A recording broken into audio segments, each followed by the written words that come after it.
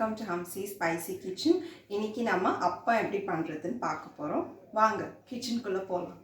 வாங்க இப்போது அப்பம்க்கு தேவையான இன்க்ரீடியன்ட்ஸ்லாம் பார்த்துடலாம். ஸோ ஃபஸ்ட்டு நான் 1/4 கிலோ மைதா எடுத்திருக்கேன்.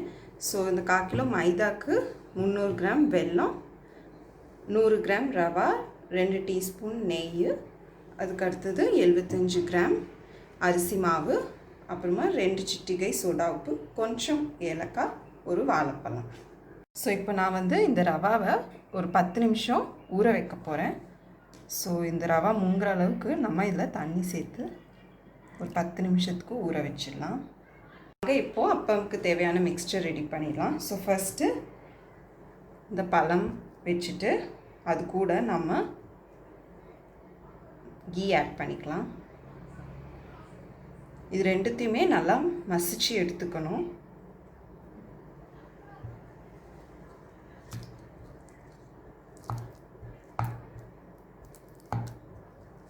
பாருங்க, இப்போ இந்த கீயும் பழமும் போட்டு நல்லா மசிச்சு எடுத்து வச்சுட்டேன்.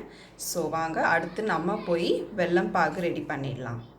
வாங்க இப்போது வெல்லம்-பாகு ரெடி பண்ண ஸ்டார்ட் பண்ணலாம். ஸோ ஃபஸ்ட்டு நான் ஒரு பாத்திரம் எடுத்திருக்கேன். அதில் நான் வெல்லம் சேர்த்துக்கிறேன். கூடவே தேவையான அளவுக்கு தண்ணி ஆட் பண்ணிக்கிறேன். இப்போ நம்ம ஸ்டவ் ஆன் பண்ணிடலாம்.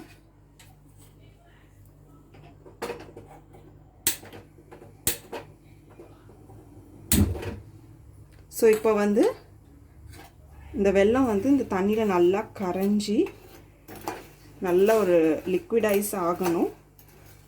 ஸோ அது வரைக்கும் நம்ம நல்லா அதை காய்ச்சி எடுத்துடணும். பாருங்கள், வெல்லம் நல்லா கரைஞ்சிடுச்சு. ஸோ இதில் கம்பி பதம் அதெல்லாம் வேண்டாம், நல்லா வெல்லம் கரைஞ்சிட்டாலே போதும். ஸோ இப்போ நம்ம ஸ்டவ் ஆஃப் பண்ணிடலாம். இப்போ நம்ம வெல்லம்-பாகு இருக்கு இல்லையா, ஸோ அதை நல்லா ஆற வச்சிடலாம் கொஞ்ச நேரத்துக்கு. ஸோ அந்த கேப்பில் நம்ம இந்த மிக்ஸ்சரோட மீதி ப்ராசஸ் கம்ப்ளீட் பண்ணிடலாம். ஸோ இப்போ நான் மசிச்சு வச்சுருந்தேன் இல்லையா வாழைப்பழமும் நெய்யும், ஸோ இதோட நான் ஊற வச்ச இந்த ரவாவை சேர்த்துக்கிறேன். கூடவே அரிசி மாவு சேர்த்துக்கிறேன். ஸோ இப்போ இதை நல்லா கலக்கிடலாம்.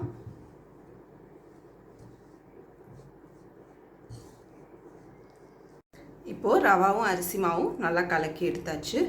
ஸோ இது கூட நான் இப்போது மைதா ஆட் பண்ணிக்கிறேன். அடுத்தது பாகு நல்லா ஆறிடுச்சு. ஸோ இப்போ நான் அதையும் ஆட் பண்ணிக்கிறேன்.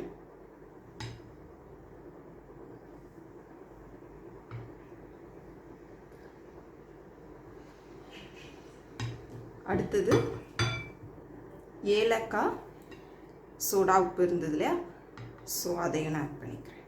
ஸோ இப்போ இது எல்லாத்தையும் சேர்த்து நல்லா கலக்கிடணும். ஸோ தண்ணி கொஞ்சம் ஆட் பண்ணிக்கலாம் நம்ம. பாருங்கள், கொஞ்சம் நல்லா கெட்டியாக இருக்குது மாவு. ஸோ இப்போ அந்த பாகு எடுத்தோம் இல்லையா, ஸோ அதிலே கொஞ்சம் தண்ணி ஆட் பண்ணி அதையும் ஆட் பண்ணிக்கிறேன். கொஞ்சம் நல்லா லிக்விட் கன்சிஸ்டன்சி வரணுக்காக. பாருங்கள், அப்பமுக்கு தேவையான பேட்டர் நல்லா ரெடி ஆயிடுச்சு. ஸோ இந்த கன்சிஸ்டன்சி இருக்கணும். நீங்கள் இது கூட எள்ளு அப்புறம் தேங்காய் கூட ஆட் பண்ணிக்கலாம். இன்னுமே நல்லா டேஸ்ட்டாக இருக்கும். ஸோ இப்போ நான் ஆட் பண்ணலை, பட் நீங்கள் அதை ஆட் பண்ணிங்கன்னா உங்களுக்கு இன்னுமே நல்லா டேஸ்ட் கிடைக்கும். பாருங்கள், இப்போ நான் ஒரு கடாய் எடுத்து எண்ணெய் வச்சுட்டு ஸ்டவ் ஆன் பண்ணிட்டேன். ஸோ மீடியம் ஃப்ளேமில் வச்சுருக்கேன். எண்ணெய் ஓரளவுக்கு நல்லா சூடாயிடுச்சு. இப்போ நம்ம அப்பம் பொரிச்சு எடுத்துடலாம். ஸோ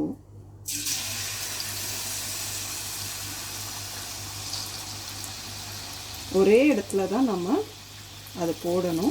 அப்போ தான் நல்லா விரிஞ்சிட்டு அப்பம் அழகாக வரும். விரிச்சுலாம் போயிடக்கூடாது.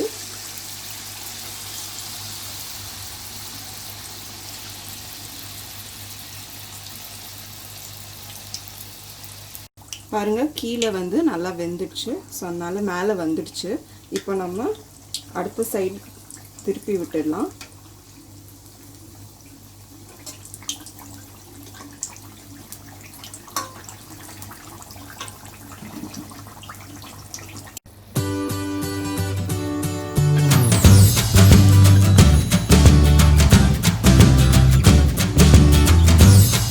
பாருங்கள் அப்பம் சூப்பராக ரெடி ஆகிடுச்சு. ஸோ நீங்களும் ட்ரை பண்ணுங்கள். பிடிச்சிருந்ததுன்னா லைக் பண்ணுங்கள், ஷேர் பண்ணுங்கள், கமெண்ட் பண்ணுங்கள். மறக்காமல் சப்ஸ்கிரைப் பண்ணுங்கள். அப்படியே அந்த பெல் பட்டனையும் கிளிக் பண்ணிடுங்க.